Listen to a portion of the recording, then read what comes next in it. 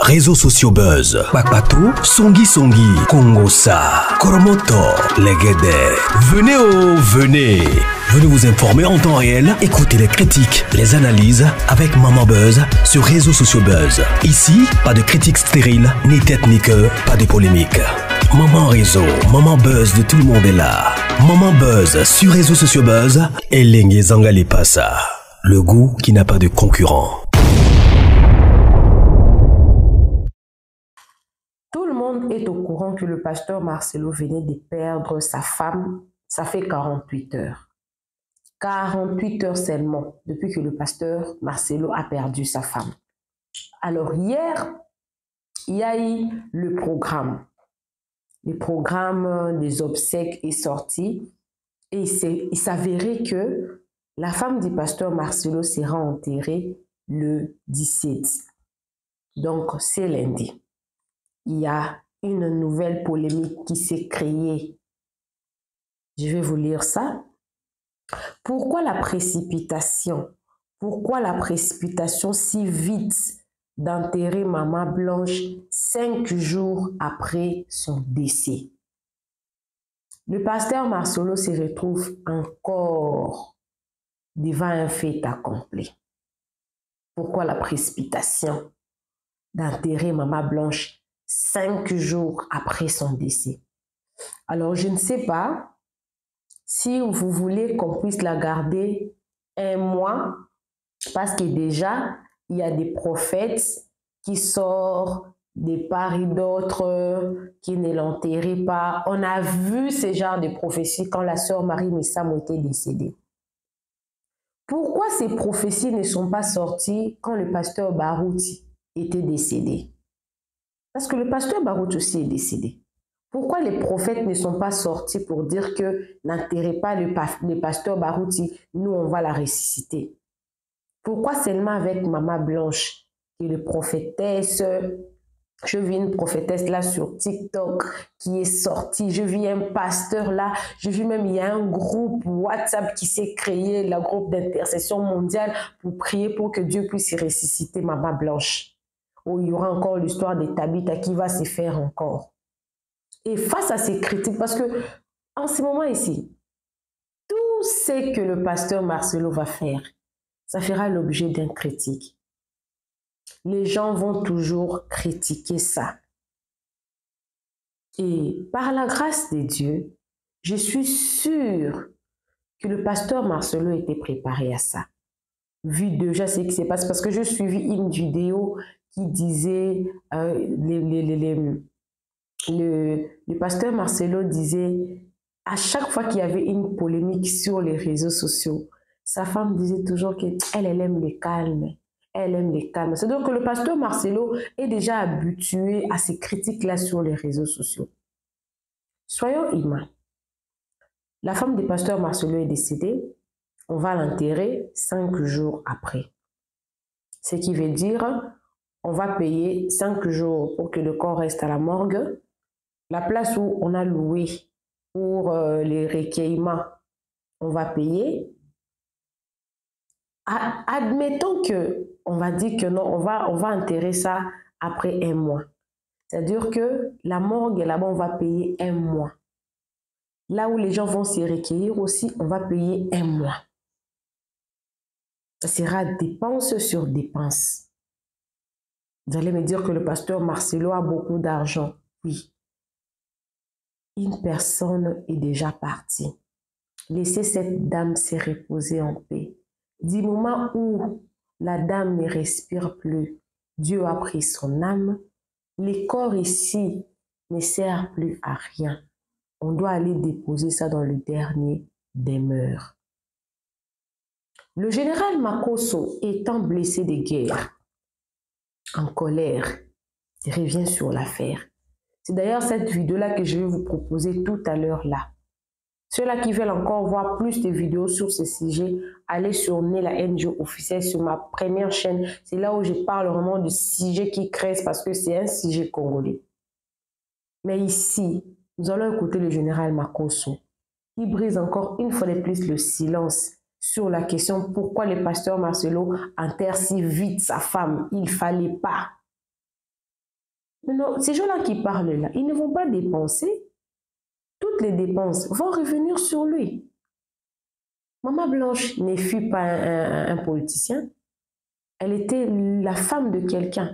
Ce qui fait que toutes les dépenses vont revenir sur son mari, sa famille, sa communauté. D'autres personnes sont en train de traiter ça comme si il veut vite se débarrasser de sa femme pour s'occuper de sa vie. Non. 5 jours, c'est largement suffisant. Souvent, on garde le corps très longtemps, peut-être par faute de moyens. Les gens veulent faire des cotisations. Mais par la grâce de Dieu, le pasteur Marcelo a ses moyens. Il peut enterrer sa femme dans un délai de 5 jours pour que sa femme s'y repose en paix. D'ailleurs, chez les musulmans, on enterre le même jour. La personne meurt le matin, on enterre l'après-midi. Le corps ne dort pas. Pourquoi toujours chez les chrétiens que ça doit toujours créer beaucoup de problèmes? Toujours chez les chrétiens qu'il y a trop de problèmes. Qu'il y a toujours des gens qui sont des sciences occultes. Toujours chez les chrétiens. Tout est problème chez les chrétiens. On va suivre le général Marcos. Moi également, je suis avec vous. Ceux-là qui veulent suivre la confession du pasteur Marcelo sur la mort de sa femme, une semaine avant, allez sur ma première chaîne. L'émission là va entrer bientôt sur ma première chaîne. Abonnez-vous chez les réseaux sociaux Buzz. Abonnez-vous aussi chez la NG officielle. Là-bas, je suis trilingue. Je parle anglais, je parle français. Je parle aussi lingala qui est ma langue natale. Mais ici, par contre, je ne parle que le français. Suivez le général Makosso qui s'est levé encore pour une fois pour dire stop, arrêtez. Laissez cet homme en paix, qu'il soit franc-maçon, qu'il soit qui que ce soit. S'il a sacrifié sa femme, c'est sa femme à lui. Occupez-vous de vos vies, de vos affaires. Il enterre sa femme après 5 jours parce qu'il en a le moyen. On va encore écouter le général. Parce que le général, il est passé par ça. Il connaît les traumatismes des réseaux sociaux. Suivez la vidéo, moi également, je suis avec vous. Abonnez-vous, cliquez la cloche de notification. Suivez. Shalom à tous, j'espère que tout le monde se porte bien. Et j'espère que tout le monde s'est bien réveillé. Vous savez, nous avons tous, depuis hier, appris le programme du décès, plutôt des obsèques de Maman Blanche Tsunami, épouse du révérend pasteur Marcelo, président de l'église La Compassion. Le nom même de l'église veut dire beaucoup de choses. Église La Compassion. Ça, il faut le dire de façon très claire, de façon très nette. Moi, personnellement, j'ai cru que ça allait se faire peut-être dans 1 ou 2 semaines, laissant le temps aux chrétiens du monde entier de descendre et autres. Et j'ai vu plusieurs personnes qui mettaient les commentaires, mais pourquoi si tôt, mais pourquoi si tôt, etc., etc. Et en priant le Seigneur, Dieu m'a dit quelque chose que j'aimerais vous dire. Quand vous ne connaissez pas la douleur d'une personne, parce qu'il y a un fait qui est là. Tant que vous n'avez pas encore fait l'enterrement, votre blessure s'agrandit de jour en jour. C'est pour cela, chez les musulmans, une fois que quelqu'un décède, dans les 48 heures, souvent on l'enterre. Souvent le lendemain, ils ne tardent pas. Parce qu'ils disent, Dieu a donné, Dieu a repris. C'est nous les chrétiens qui sommes encore dans cette polémique de mort. Les histoires de mort, les musulmans ont une avance technique que nous les chrétiens. Et ça, je le dis ici. Vous n'allez jamais voir un musulman décédé et entendre des rumeurs, entendre des polémiques. Parce que chez les musulmans, le débat, il est clos. La mort est la volonté de Dieu. C'est chez nous les chrétiens, là. Ça n'existe pas. Lorsque quelqu'un meurt, soit Dieu l'a frappé, soit ils l'ont sacrifié, soit la personne a péché, soit Dieu a voulu frapper son mari. C'est-à-dire nous les chrétiens qui devons être un exemple sur la mort, parce que nous connaissons la mort. La mort est pour nous un gain. C'est ce que dit la Bible. La mort est pour nous un gain. C'est-à-dire lorsque quelqu'un meurt, c'est une faveur. c'est un privilège de quitter notre corps charnel pour revêtir le corps spirituel et nous tenir dans la présence de Dieu. Être en face de Jésus. Mais voici que le jour que nous mourrons, nous devons nous-mêmes créer toutes sortes de polémiques. Non, les chrétiens sont méchants. Pas tous les chrétiens. Quand je vois, et ce qui me plaît, c'est que c'est dans cette histoire de Maman Blanche que plusieurs personnes ont commencé à comprendre l'importance, je dis bien, l'importance de la présence du général Kami Makosso sur les réseaux sociaux. Je disais un jour au révérend Mohamed Sanogo que ma présence sur les réseaux sociaux n'est pas le fruit d'un hasard. Moi, je n'ai jamais voulu être sur les réseaux sociaux. Jamais. Je n'ai jamais, parce que cette visibilité me crée des problèmes. Un, tu ne peux pas sortir convenablement. Deux, tu ne peux même plus pécher. Excusez-moi de le dire. Parce qu'il y a des moments donnés, souvent la tentation vient, mais tu ne peux même plus pécher. Et ça m'arrange.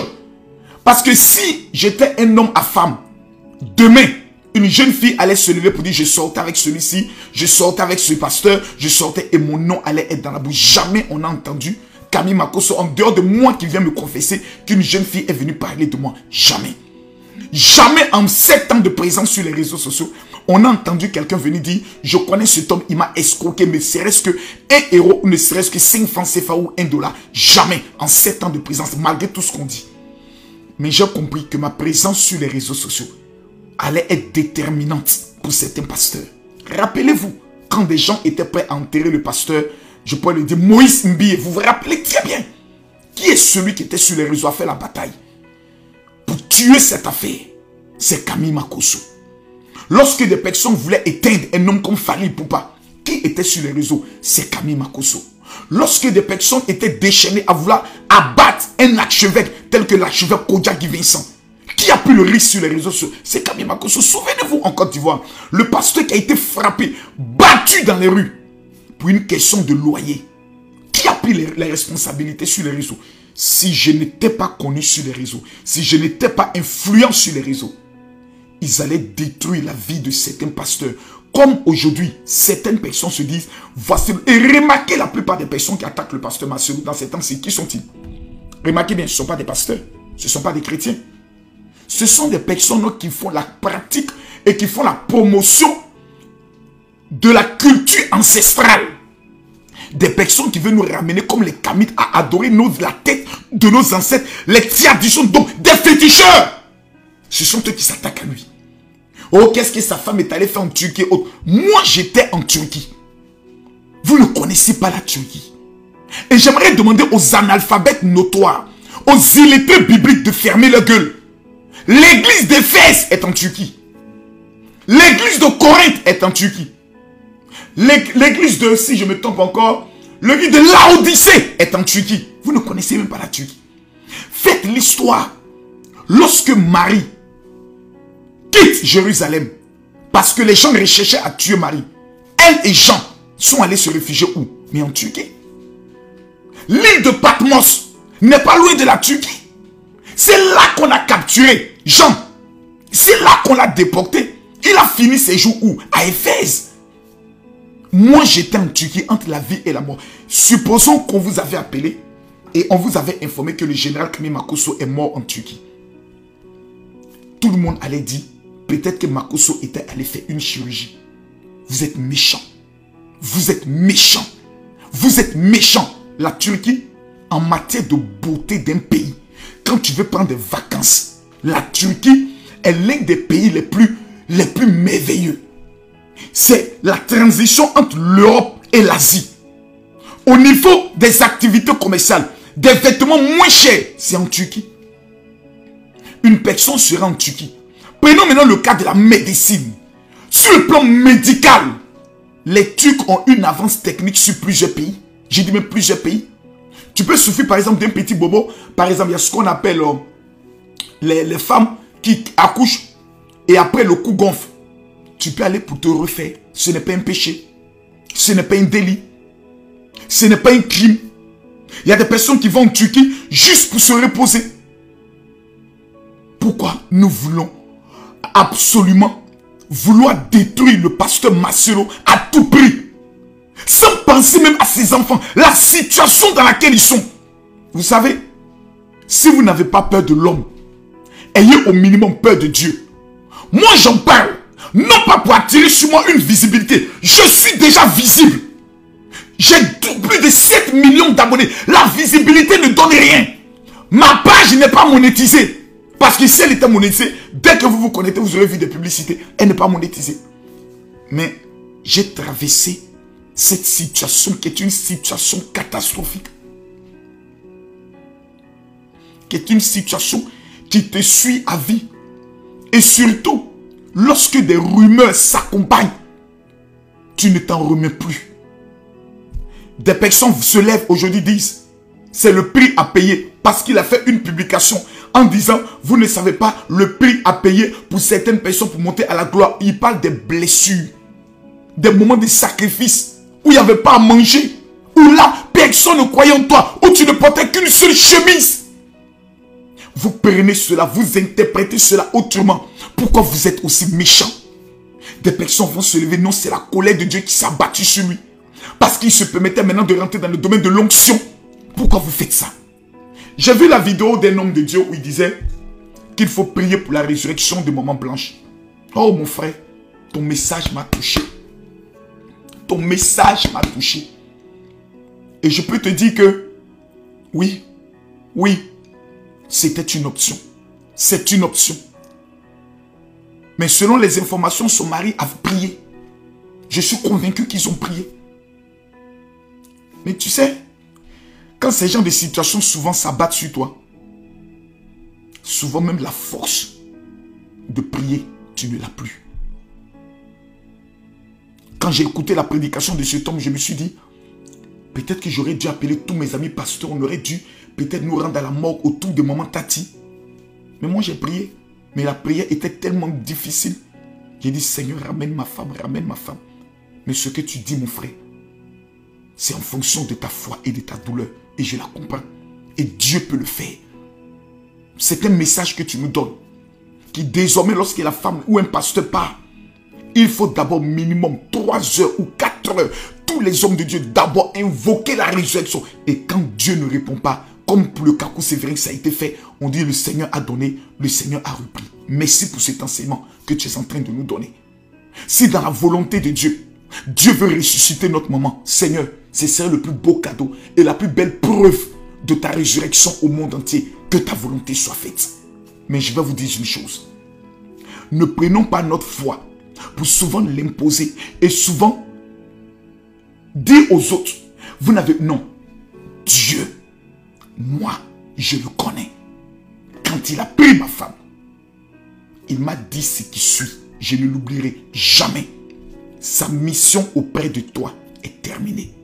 Elle est venue comme un ange dans le but de te faire passer du gangster à l'homme équilibré. Vous ne m'avez pas connu dans le passé. J'étais un homme doté d'une violence exceptionnelle.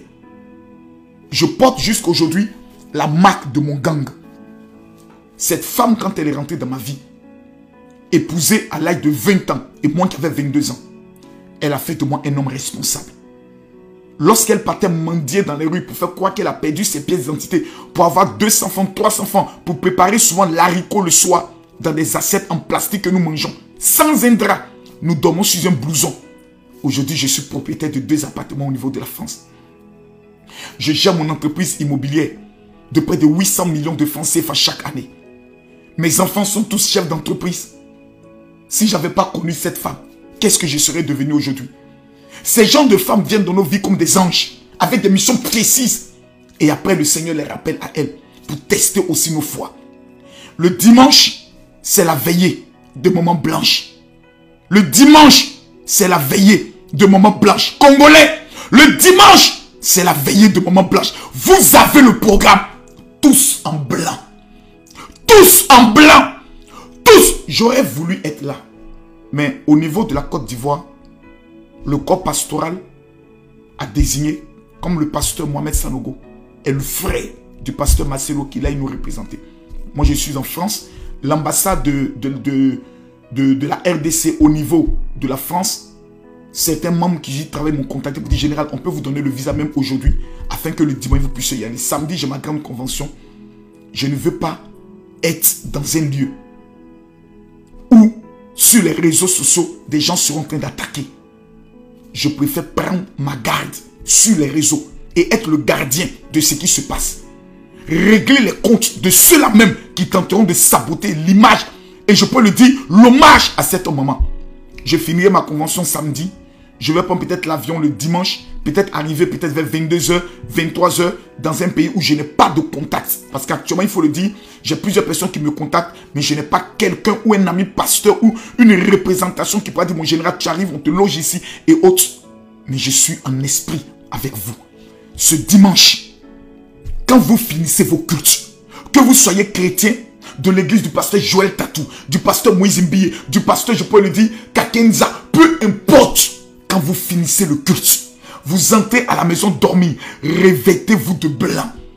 Allez au stade, célébrez le Dieu de Maman Blanche. Célébrez ce Dieu qui a permis que cette femme soit une bénédiction pour le pasteur Marcelo.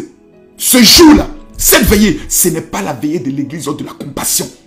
C'est la veillée des chrétiens et chrétiennes je peux le dire, du Congo. Ce jour sera le jour où nous allons prier aussi pour le réveil spirituel du Congo. Car je peux vous le dire, ce départ peut être un signe, comme pouvait le dire, du révérend Mohamed Sanogo, d'un rapprochement entre les hommes de Dieu. J'aimerais demander à tous les hommes de Dieu, où que vous soyez, au niveau du Congo, allez soutenir votre frère, notre frère, celui que nous appelons le révérend pasteur Marcelo Tsunami.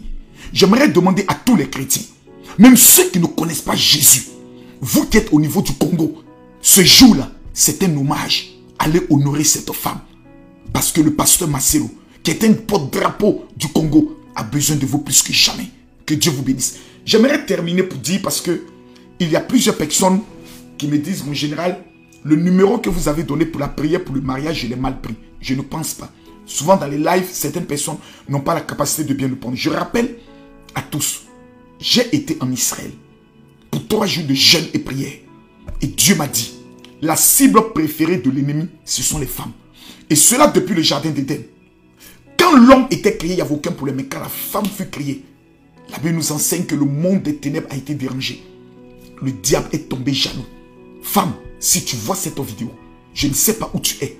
Si tu n'es pas encore marié, envoie-moi un message sur mon WhatsApp. Le 0033 7 44 17 67 09. Tu m'envoies le message, tu dis, général, je veux ma prière du mariage. Tel que je serai heureux. Que toutes les femmes congolaises qui souffrent de l'esprit des eaux et de l'esprit de mari de nuit, de l'esprit, je peux le dire, de l'odeur de la mort. Plusieurs femmes de la Côte d'Ivoire, du Cameroun, qui souffraient de cela, qui fait en sorte que vous rencontrez des hommes et l'homme ne reste pas. Écrivez-moi. Et j'aimerais dire à tous ceux qui verront cette vidéo, qui n'ont pas encore reçu la prière pour la percée de 2024, envoyez-moi un message sur le même WhatsApp, le 0033 7 44 17 67 09, et dites, général, je veux ma prière. Ceux qui rêvent de voir Israël, sachez que du 23 août au 31 août, un pèlerinage spirituel sera organisé en Israël. Et pour toute information, vous m'écrivez aussi sur le même WhatsApp. En terminant pour dire, tous les chrétiens qui vivent au niveau de la France, qui sont sur cette terre, même qui sont au niveau de l'Europe, Belgique, Allemagne, demain samedi, je dis bien demain samedi, à partir de 11h, je vous convoque au grand programme intitulé « Mon sorcier doit mourir » qui aura lieu au 22 rue Pierre-Grange, Fontenay-sous-Bois. Vous devez venir avec vos familles. Je dois vous remettre un activateur utilisé par les Juifs pour tuer les sorciers des familles et pour prendre le contrôle des sites pour le prochain mois. Gratuitement, je dois vous le remettre. Je vous en prie. Les temps sont mauvais. Il est temps de nous réconcilier avec celui qu'on appelle Jésus. Et demain, ta famille prendra le soin de vivre un réveil exceptionnel. Je ne sais pas ceux à qui on a dit tu n'auras jamais tes papiers. Les femmes à qui on a dit tu ne te marieras jamais. Ceux qui sont au chômage. Mais tous ceux qui seront présents demain à partir de 11h au 22 rue Pierre-Grange, Fontenay-sous-Bois. Vous prenez le RER-E ou le RER-A. Vous descendez à la gare Val de Fontenay. Vous prenez la sortie 4 les Alouettes. La salle n'est qu'à 2 minutes. Si vous souhaitez être à ce programme, écrivez-moi sur le WhatsApp, je vous envoie l'adresse. Ou bien, vous pouvez appeler directement ma secrétaire au 0033 7 60 15 07 50 afin qu'elle vous donne toutes les informations. L'entrée est totalement libre. Que Dieu vous bénisse. Shalom.